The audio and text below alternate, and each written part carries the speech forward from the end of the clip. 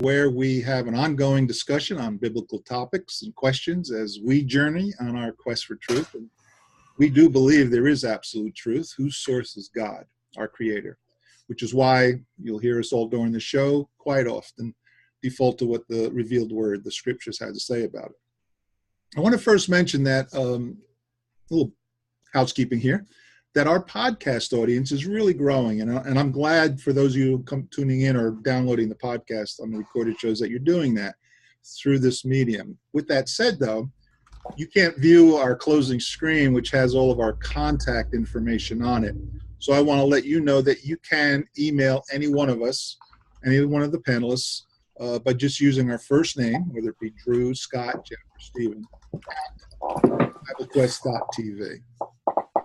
Now, every one of you that are in our live audience, the viewing audience, that you can participate in the discussion, and we want you to ask questions or make comments anytime during the show. You do that by clicking on the Q&A button. By the way, I mentioned it last week. This is new, so I want to mention it again. If you're watching through the Zoom app, we now have the new feature where you can actually ask your questions, make your comments using your phone, your computer audio.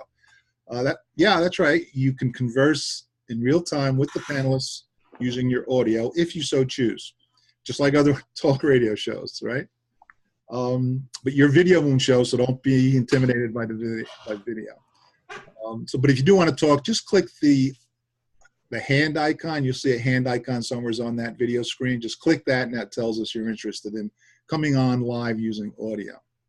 Of course, you can still use your questions and comments and text boxes and things like that. With that said, let me get into our panelists. Our panelists are Scott from Gettysburg. How you doing, Scott? There you are. I was muted and off audio. Now I'm unmuted and on. I'm doing fine. Okay. Stephen is also from Gettysburg. And Stephen, you want to mention something about your Facebook attendees? Yeah, thank you to everyone who's joining us through my Facebook live feed today. If you have any questions or comments as we go through the show today, as always, just leave those in the comments below, and we'll get to them as quick as we can.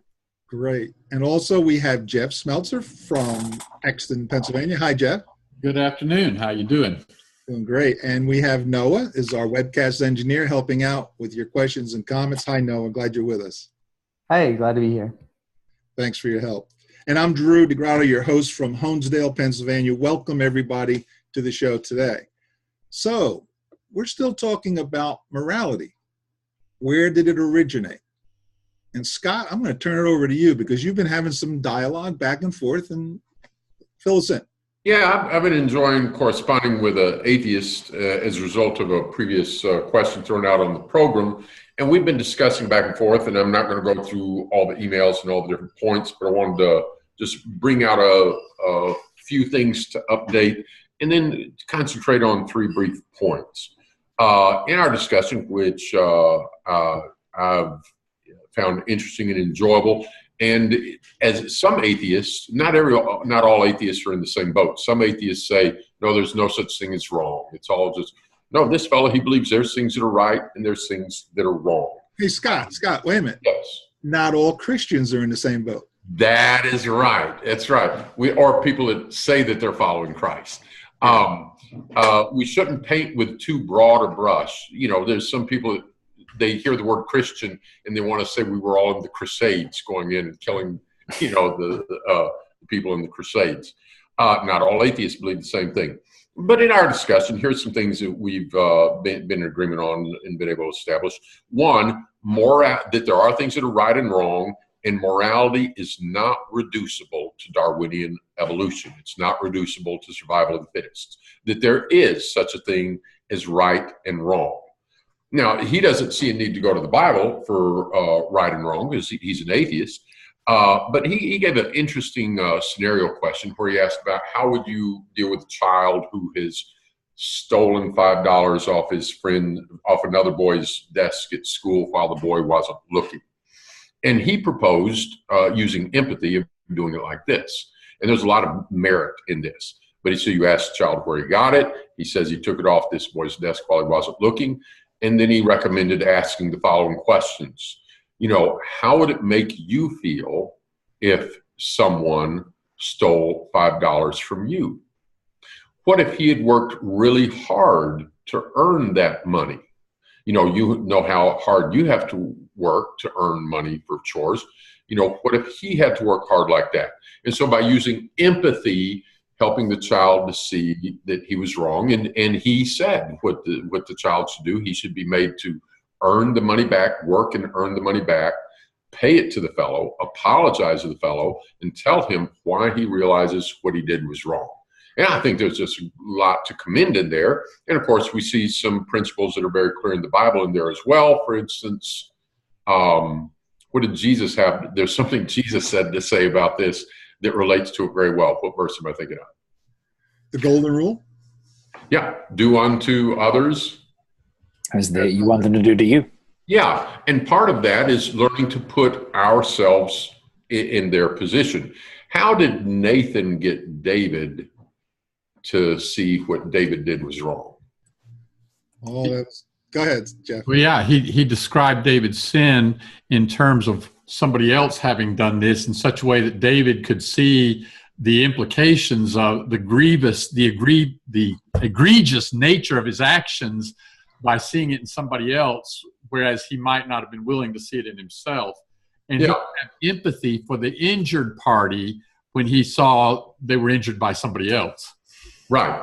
And so that's an important principle. It's an important principle in the Bible, and it's an important principle that people who are not Christians can see as well.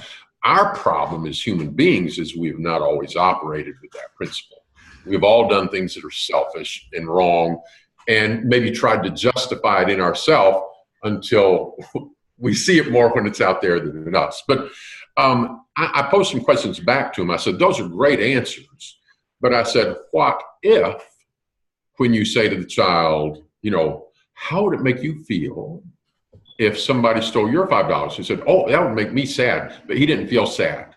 He had some money there. He didn't know how much money was there. So he didn't even know it was missing. So it didn't make him sad. So it doesn't matter.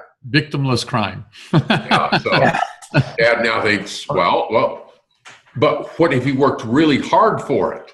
And the son says, oh yeah, but he didn't. I mean, if he'd worked really hard for it, I wouldn't have stolen it. But it was his birthday. Some of the other kids had put money in a card. He had just opened the card. He hadn't worked for it. He didn't know how much was there. So it didn't hurt him. B, he didn't work for it. Dad scratches his head. He says, well, but you need to have empathy. Instead of being selfish, you should be empathic. He said, oh, I was. See, there's another boy in my class that doesn't have enough money for lunch some days. And this guy with the money, he's a rich boy. So there's a rich boy and a poor boy. So because I had empathy, while the rich boy was looking the other way, money he had not worked for, money he didn't even know he had, I just slipped that out and I gave it to the poor boy. So what I did was empathy. It's the Robin Hood effect. Yeah. And I said, so am I going to tell my son, well done, you could be the next Stalin? No. I'm going to go through and, of course, point out, if you wanted to help the poor boy, you should have done it with what? His own money. And in fact, Ephesians 4 says, let him that stole, steal. This is Ephesians 4:28, by the way. Let him that stole, steal no more, but rather let him labor with his hands so that he might what? Have something to share with the one who's in need. Yeah. So what is it that makes stealing wrong, even when I can't see that anybody is particularly hurt by it? Yeah. In fact, it actually benefits somebody else who I am giving. Yeah. So we went through and we talked about this some, and he and I agreed that you still need to teach the son, that's wrong. And I went through, I used a number of biblical passages to help illustrate the point. The parable of the Good Samaritan, you're not just good to one kind of person, you also need to be good to this kind of person, etc. And here's an important question there, and it's what you're getting at. So I agree, if my son stole that $5, I agree that's wrong, and I need to teach my son that's wrong. Here's an atheist, and he agrees that's wrong, and I need to teach my son that's wrong. So I'm a believer. I say that's wrong. I need to teach it to my son. He's an atheist. He agrees that's wrong. He needs to teach his son. But guess what? There's some, suppose it was two other people having this conversation. Are there some atheists who would say, yeah, that's not wrong? In fact, there is no wrong. You let it go. And are there some believers that would say, oh, yeah, yeah, take from the rich, give, yeah. So why is it wrong? Is it wrong for my son and his son because we believe it's wrong, but in these other two families, because the dad doesn't believe it wrong, now it's not wrong? No, it's still what? Wrong, which goes to point that wrongness is above and beyond us. Mm-hmm. Or it needs to be. Otherwise, you have no basis on which to accuse other people of doing what you perceive to be wrong. And that's really the bottom line is, how far out do you stretch this? If it's only cultural and relative, yeah. What if there's a society that thinks it's okay to, pedophilia or raping or whatever? I mean, you could fill in the blank. Yeah. But I don't think we really want to live in a world where all morality is reducible to the social construct. Yeah, right. Because then if you get a really powerful people who say, we're going to eat you, well, and this goes back to the question that we talked about last week. With Mike's right. Did one of aliens you guys that come in or whatever? Yeah. Yeah, that sounded familiar. I haven't been with you guys the last week or two, but I think I caught just a couple of minutes of the webcast a week or two ago. Did somebody say something about aliens coming and eating us? Yeah. Suppose they're a superior species. Can they come and just brand us and corral us and eat us because we're tasty? And my atheist correspondent agreed. No, that is not okay. He said, because we are sentient. But the other advanced civilization might decide we're not sentient enough, and we are tasty. Here's a couple other points before we move on to something else too. And this is important. And in our discussion, we pointed out that morality is not limited just to those people that are believers or just to people that have read the Ten Commandments. And one way to illustrate that, for instance, when let me put it this way. Paul addresses this in Romans 2, doesn't he? He talked about the sins of the Jews and the sins of the Gentiles. Yeah. Jewish people had received prophetic revelation, and they were responsible to prophetic revelation. The Gentiles hadn't received that, but they were subject to natural revelation. Romans chapter 1, verse 20 talks about that by looking at what is created, you can see the power of the Creator. And then there's a text in Romans 2 where Paul says what about those that had not had the law? Romans chapter 2, starting in verse 14.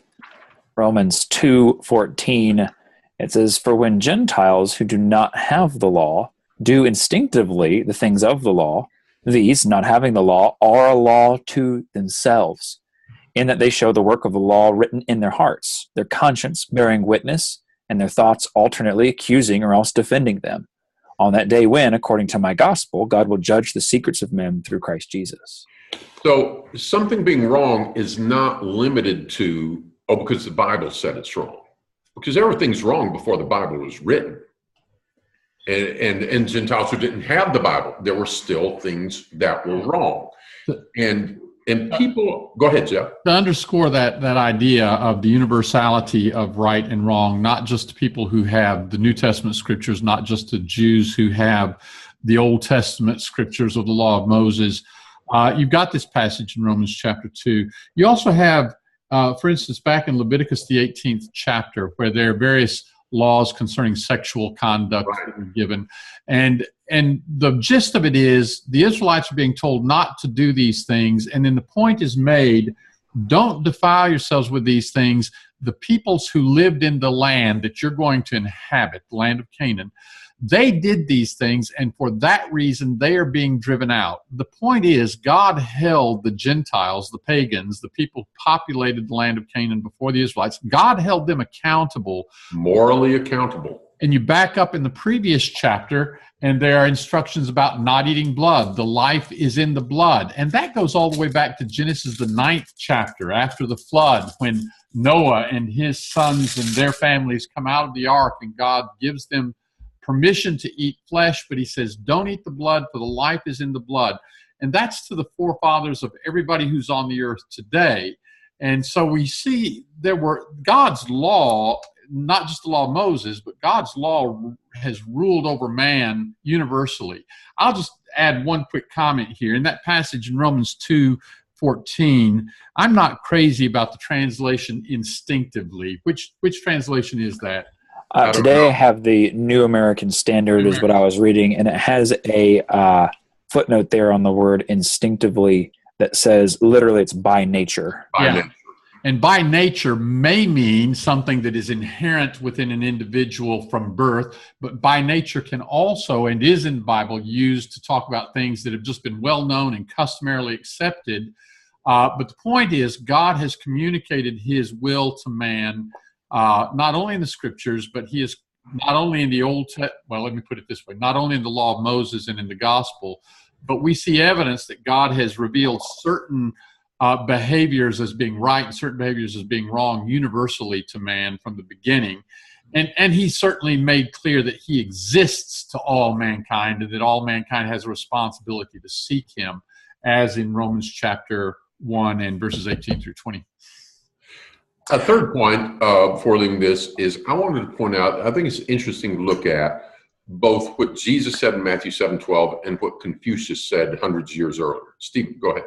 Real quick, before we leave that point, there was a question from our audience.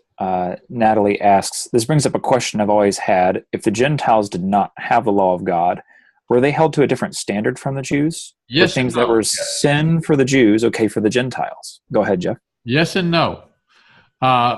Yes, when you look at how the Old Testament talks about how those before the cross and the forbearance of God during the time of the passing over of sins, how those people are going to be justified, it's by faith.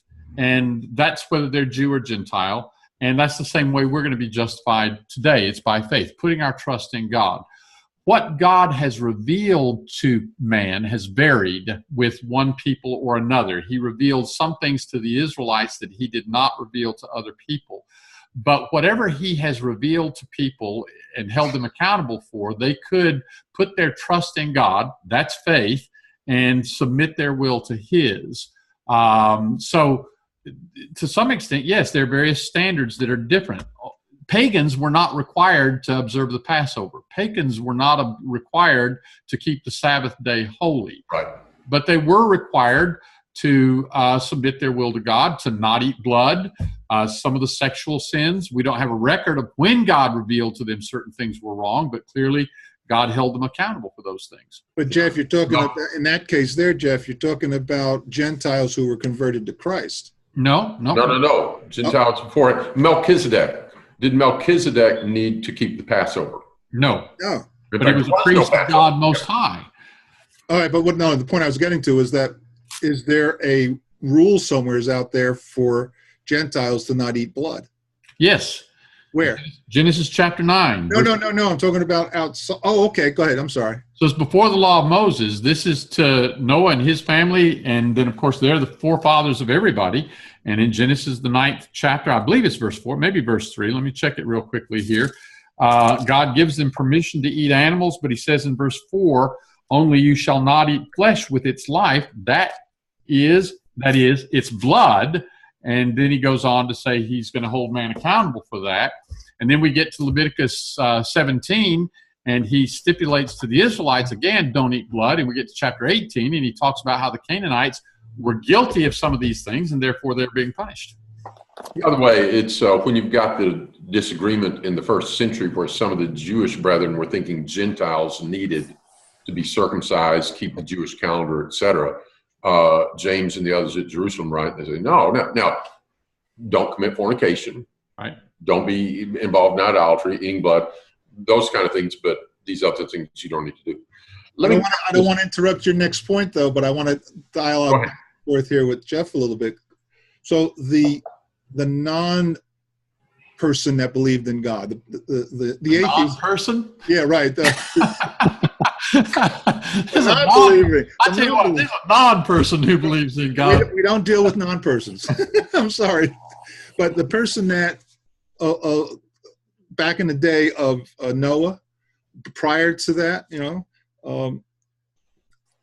didn't they also, wouldn't you say that they had a rule not to murder and kill? Yes, in Genesis. But we know that how? I know it from Genesis. I know that they had that from Genesis chapter 9. Okay, from 4. Cain kills Abel. Yeah, that's right. Oh, yes, Cain kills Abel, and God did not approve. But that's where we as Christians accept that we see God is always giving us the instruction for moral law. But look at the other side of the fence from their point of view. Okay, from whose point of view? The one that's out there that doesn't have the moral law from God, but does have this natural law within him. Where did that come from? Well, he's a descendant of people to whom God spoke and revealed those things. He's a descendant of not only Abel or Seth or somebody, but he's a descendant of Noah. And so all mankind has in its history this knowledge that that's wrong. Okay, there's that point. That my great-great-grandfather passed it down to my great-grandfather, he passed it down to my grandfather, he passed it down to me. Let me illustrate it like this. Let's say we're in, pick a country, pick a continent. Africa. Okay. So you're in Africa, 500 BC, okay? I come over to your tent, Drew, and I steal your goat, and I eat your goat. Do you think I'm a good guy or a bad guy? Was it a good goat or a bad goat? It was, man. Listen, good goat. Okay, I steal your. I rape your wife. I burn down your hut. I take your goat and eat it for supper. You're a bad guy. I'm a good guy or a bad guy? Bad guy. We're all in agreement. But you don't have the 10 Commandments. You still know I'm a bad guy. Okay? Now, so people around the world have been able to tell, that's a bad guy. Let me bring it up to date a little bit, okay? You look on Craigslist, you're looking for a car, you see this car, it says great engine, clean interior. You go, you check out the car, and it says, oh, yeah, heart doesn't burn any oil. Man, you say, yeah. And you give them, $4,000 for this car. You take it home. The next day, it's a little bit chilly. You try to put the car in reverse, and it starts slipping and grinding, and you realize it has a bad transmission. On a warm day, it works, but on a cold day, it wasn't. What do you think about the guy that sold you the car? He's a crook. No, he's a crook. He's a good guy? Bad guy. But watch this. I've got a car, and the transmission is going. And I think, I don't want to get stuck with a transmission bill. I must stick it on Craigslist. And you show up, and I sell you a bill. Now, I don't lie to you. I don't say, it's got a great transmission. No, instead I just say, engine runs great, gets good gas mileage. Take as is. Did I guarantee I had a good transmission? No, it's a used car. I can make all sorts of excuses to make myself feel good about dumping, this lousy car on you. But when it happens to us, we realize that was crooked. That was unfair. That was dishonest. That's not a good guy. One of our problems is we, by nature, are capable of empathy and can recognize good. But there's another part of us that tends to do what? We're also capable of being selfish and we look at things from my perspective rather than from somebody else's. Yes, exactly. Which is the root of sin. Yeah. Yeah, when you think about it, the whole concept of doing the lust of men versus the will of God, the whole concept of the works of the flesh rather than the fruit of the Spirit, of just doing what my desires are, is selfishness. Sin boils down to selfishness, really, I think we can say. And when we are selfish, we don't think about it from somebody else's perspective. Yeah. If I'm a mobster and I've collected all this, funds from extortion, theft, burglary, prostitution, whatever, and you come in and steal my stash, you're a bad guy. You need to be, in other words, man has had a tendency all along to not like the sin that they see in other people, but justifying it in themselves. So morality the capability of morality is kind of a useful thing, universal thing that people are capable of doing, but violating that has also been a universal thing. That's the problem. That's the solution Christ brings. Go ahead, Steve. We just had another question come in from the Zoom app. Doug asks, we should not dismiss the fact that Adam and Eve ate of the tree of the knowledge of good and evil. Then they realized that they were naked, and certainly they knew a lot more about what is right and wrong. So that knowledge might have been programmed into the following generations. Hence, there might be a kind of instinct at play here. So let me speak to that, because I'm the one who questioned the translation using the word instinct in Romans 2:14. So the idea here, just to be clear, is whether we have an innate, that is from birth, understanding of right and wrong that is being referred to in Romans 2:14. I'm not convinced that's what Paul means in Romans 2:14 when he says by nature or by instinct. Doug is proposing the possibility that when Adam and Eve ate of the tree of the knowledge of good and evil, at that point, God built into them, if I understand his meaning, at that point, God built into them and to all of their progeny, all of mankind for the future, something that would be innate, an instinctive ability to know good and evil to some degree. I don't think Doug is saying that instinctively you're going to know every single thing that's right and every single thing that's wrong, but a basic morality. My take on and I may be wrong, but my take on the knowledge of good and evil is this. To have knowledge of something is to have experience of something. Have you ever known hunger? Somebody who has been lost in the wilderness and with no food for 20 days has probably known hunger. There are children in Ethiopia who have known hunger. To know good and evil is to have experienced it.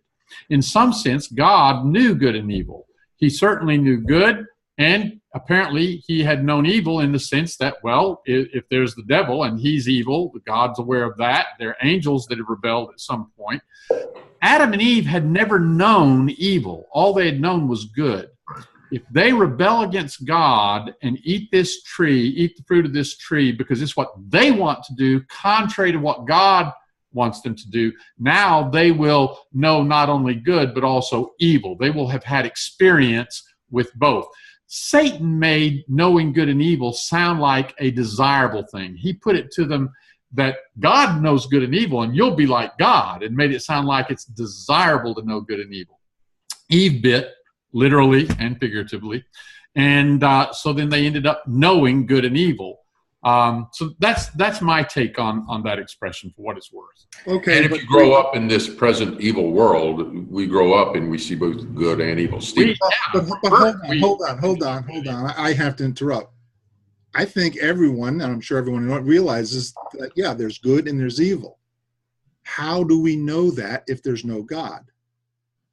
How could we on our own come to the conclusion that something is good and evil without an objective author? Well, Stephen's got his finger up. I'll just reel in a half sentence, say quickly. At first, all we know is I don't like it, and so that makes it evil. We learn something more hopefully later on. Stephen, go ahead. Well, this ties into a question that we got just a couple minutes ago. Natalie says, that's always something I bring up when I'm talking to non-believers. I ask them where our morality comes from. There's no way for them to explain it. I've heard a few arguments, but none of them explain the unseen difference between us and, say, a dog. Now, I'm going to take my point. exception to that. I think there's a visible difference between maybe Stephen, you and a dog. I don't know about Scott and a dog, but Thank you. But guys, that's my point. We can go back and forth on the benefits and good and the benefit or the negative on evil. Who's going to determine what is good? Let me ask this question. Is there an objective wrong out there? Is there something that we all know is wrong? Yes. Well, how do you know that if there's no right? Then I have to make the assumption then on your. There is such a thing as right and wrong above me. That's the point. That doesn't mean that I'm not capable of knowing something's right and wrong, but it's still above me. For example, let's go back to our illustration in this country 500 years before Christ. When you steal and eat my goat, I understand that what you did was wrong. I might have stolen somebody else's goat, but I understand that you shouldn't have stolen my goat. We can know what wrong is, but the fact that we're acknowledging it's wrong, it's not just that I don't like it. Because, I might not like it that it rains today. That doesn't mean that rain is wrong. I like one of the comment from one of our viewers that just came in. One of our viewers says, so then, without a single standard, it would seem that a moral standard is left up to each individual and can vary with the perspective of each. Right. The mouse thinks the cat is evil, but the cat thinks the mouse is dinner. It just depends on how you look at it. What does cheese think of the mouse? Ah. There's a philosophical question. That's a non-person. But now oh, thank you. I knew I'd get one of those non-persons in here. But that's the point I'm trying to get to, which started the question many weeks ago. Yeah, and if, like in the case in my discussion with the atheist here, as we're talking morals, he agrees that's wrong. I agree that's wrong. But you can find two other people discussing that question, and they would say, well, it's not wrong. Does that mean so for us it's wrong, but for him it's not wrong? Well, if it's just up to us, then if you decide it's not wrong, who's to say it's wrong? Yeah. If it is wrong, then wrong is above and beyond us. That's the bottom line, in my opinion. Let me get to this third point I was going to make, and that is I kept interrupting you. Oh, that's right. Good discussion. This both illustrates that mankind is capable of seeing good and doing good, even though man has universally also done evil. But it also illustrates the benefit in the teachings of Christ. So, for example, when Jesus was asked, what is the greatest commandment? He didn't cite one of the 10 commandments saying, don't do this, don't do this, don't do this. When Jesus was asked, what is the greatest commandment? This is, of course, Matthew chapter 22, verse 34 beginning. That's Matthew 22, verse 34 beginning. What was Jesus' answer? Thou shalt love the Lord thy God with all thy heart and all thy soul and all thy mind. And then he went to the second one. From Deuteronomy 6:4. And he said, which gives a vertical responsibility before God. Then Jesus added a second commandment. He said the second greatest commandment is what? Thou shalt love thy neighbor as thyself. Yeah, from Leviticus. So there's a vertical responsibility of submission to God, to put God first, and a vertical responsibility horizontal to love your neighbor as yourself. And of course, Jesus put it this way in the Sermon on the Mount, where he said, the law and the prophets hangs on this. Do unto others what you would have them do unto you. Hundreds of years before this, in Confucius Analytics or something, 15, I looked it up the other day. I don't remember the thing exactly. I can pull it up if someone would like to see it. A fellow says to Confucius something along the line, similar to the question, what's the one best rule or whatever? And Confucius said, don't do to other people which you wouldn't want them to do to you, or which you would find displeasurable or whatever. So don't do to others what you want people to do to you. What's that? Which almost gets there. Yeah. I mean, that's really, really good. It's don't close. do to other people which you wouldn't want them to do to you. Paul, in Romans 13, he said all these rules, don't kill, don't commit adultery, don't steal, it's all summed up if you just love your neighbor as yourself, because love doesn't do evil to his neighbor. So it's great. Don't do, if you go by Confucius's rule, you're not going to steal from somebody. You're not going to kill somebody. Excellent rule. And he didn't need the 10 Commandments emailed to him or the Sermon on the Mount to him to realize that that was good. However, there is something better yet in Jesus' words. What's the difference between Confucius's golden rule and Jesus' golden rule? Confucius is stated in the negative. Jesus is stated in the positive. Do unto other people what you want them to do unto you. If I'm the rich man dressed in purple every day, Luke chapter 16, Confucius's rule would tell me not to go rob Lazarus laying at my gate, right? I wouldn't want Lazarus to rob me, so I'm not going to rob Lazarus. Jesus's rule says what? Help Lazarus out. Yeah, do to him. In fact, we could even think about the parable of the Good Samaritan. You got the robbers. These are the people in Proverbs 1 that have banded together. Let's go do evil and lie and wait for blood, and we'll share the plunder. Okay, do these guys, are they trying to follow the 10 Commandments? Don't kill, don't steal. No. They're not trying to, and they've broken one and they've halfway broken another one because they leave him half dead. All right, now comes the priest and the Levite, Leviticus chapter 10. They see him lying there, and what do? Across the street? Yeah. Did they covet his goods? No, it didn't seem like it. Did they steal his stuff? Nope. Did they kill him? Nope. But if you or I were laying on the road half dead after being robbed, what would we want someone to do for us? Help us. And the Samaritan, who was despised by the Jews, what does the Samaritan do? He helps them beyond measure. Yeah. And a final thing I want to throw out, and then I'm going to be quiet and see what you guys have to say, is another way that Jesus' teaching goes. So we've talked about that man by nature can understand he stole from me. He's a bad guy and ought to figure out, oh, I shouldn't steal from him, lest that would make me a bad guy. Confucius could say, very well, don't do to other people what you wouldn't want to do to them. And that's great.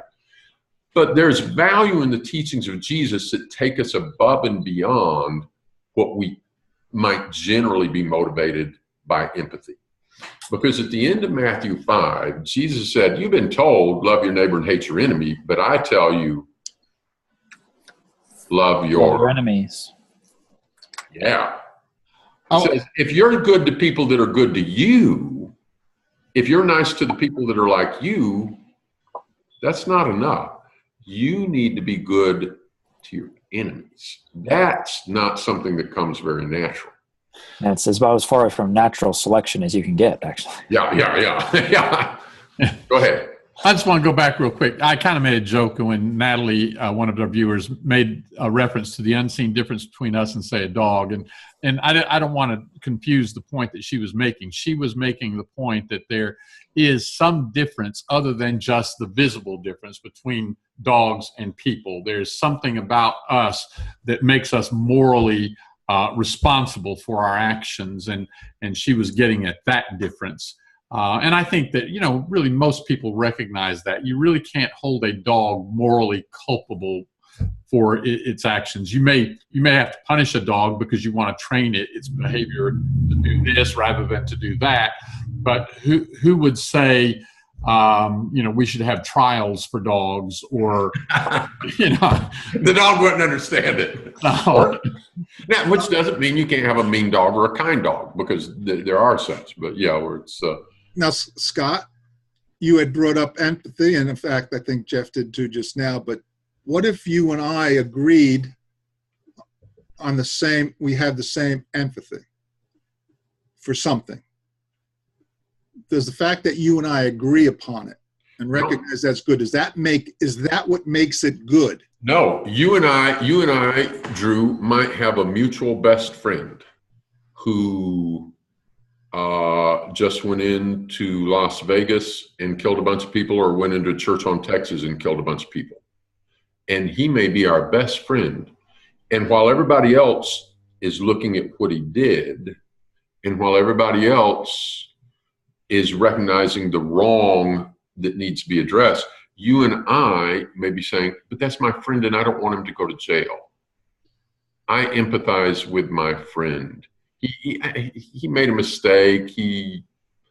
Maybe he is but we can't bring those other people back. And we're going to help our friend get out of the country. Well, we're having empathy. So empathy. And we're both having empathy, but it doesn't make it right. So empathy in and of itself is not the standard. Yeah. He needs to take responsibility for it. He's like going back to the early illustration, the child that stole the $5. Yeah. Needed to be held accountable for that and take responsibility for that. And the fellow that went in and slaughters these people needs to be held accountable. So maybe let me say it a different way. Rather than saying empathy itself is not standard, empathy alone is not an adequate standard. Stephen. We had just had, to this point, Mike had commented a few minutes ago that says God has the standard. If we go against God's standard, then we sin. Yeah. And that's really what we're talking about is when you go all the way down, there has to be something above ourselves that is the standard of morality that's able to. I'm going to play the opposite side. Right and wrong. I'm going to play the opposite side here, although I agree with you. Why does there have to be? It's not that there has to be, but there is. And I think what Stephen is saying, of course, is if there is not a standard above us, then we're really left with anarchy. We're left with every man does what is right in his own eyes. Well, and so, okay, if there is no God, that's where we are. But how many, even amongst the atheists, I'm sure there are some, but how many amongst the atheists believe in a world where that is acceptable? Everybody just does what he thinks is right. Practically speaking, I know some people who theoretically say that, but practically speaking, they don't want other people to do everything other people think is right because I'm going to suffer for it in some cases. Yeah, if I'm talking to a guy on the street and we're having a philosophical discussion on this and he says, no, there's no such thing as wrong. Everybody, if I suddenly grab his wallet and start to walk away, I suspect that he's not going to be okay with that. It sounds pretty good when you're the cat, but not when you're the mouse. Very good. and the thing is, there are always going to be cats and mice. Yeah. And Hitler was a cat. Yeah. Oh, good point. Yeah, that's right. And coming back to this thing, God has a standard. So if our Creator communicates to us, do not do this, thou shalt not steal, and sets examples for us and calls us out of that and offers us grace in that, we have communication from God, even though you can have wrong, like we said, it was wrong for the Gentiles to do evil, even though they had not received the law of Moses, going again back to Romans 2. So while wrong predated the law of Moses and predated the Bible and predated Jesus Christ, you have the message there, the instruction. For instance, when the father says to the child, that's wrong. You don't steal from people. It didn't become wrong at that moment. It was wrong before, but now the father has communicated clearly to the child. Our Father has communicated to us, and He's also offered us grace in that. We're coming down to the end of the program here, and just to talk a little bit about what happens when we abandon the idea of an absolute right or wrong, and we rely upon human beings to kind of figure out some kind of morality that doesn't come from anything other than our own experience. You think of what's gone on over the last 50 years, 100 years. It used to be, in fact, 15 years ago, people now who say homosexuality is perfectly fine, then they were saying it was immoral, and now all of a sudden it's moral. You have the Playboy lifestyle that was celebrated a few years ago, and now Harvey Weinstein is going to be indicted. It sounds like the news is today, and everybody's saying, "Yeah, good," but some of the same people who are saying good were celebrating the free sex lifestyle, and this just. Man bounces from one extreme to the other because he can't figure out what's right and wrong. On his own. On his own.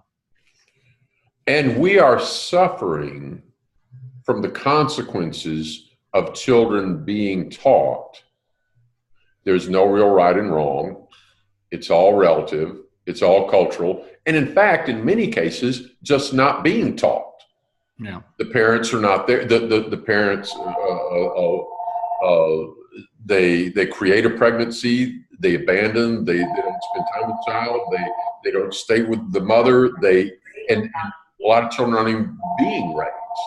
And what they are hearing is that there is no God. There are no absolutes. And, don't judge. And we've got a society now that's reaping consequences of just a lack of morals. There's another comment that come in. I know we just hit the time mark, but Stephen, why don't you address it? But before you do, I just wanted to leave our screen up for anybody who wants to contact us. We have our email addresses and our phone numbers there. We're open. Give us a call or email us. And if you're on the podcast, obviously you can't see that screen. Use our first names, either Scott, Jeff, Stephen, or Drew at BibleQuest.org, and you can email us directly. But Stephen, you want to go ahead and read that comment? Sure. A question or comment has come in from Joshua, and I think we've touched on this already earlier in the program. He may just be joining us here at the end.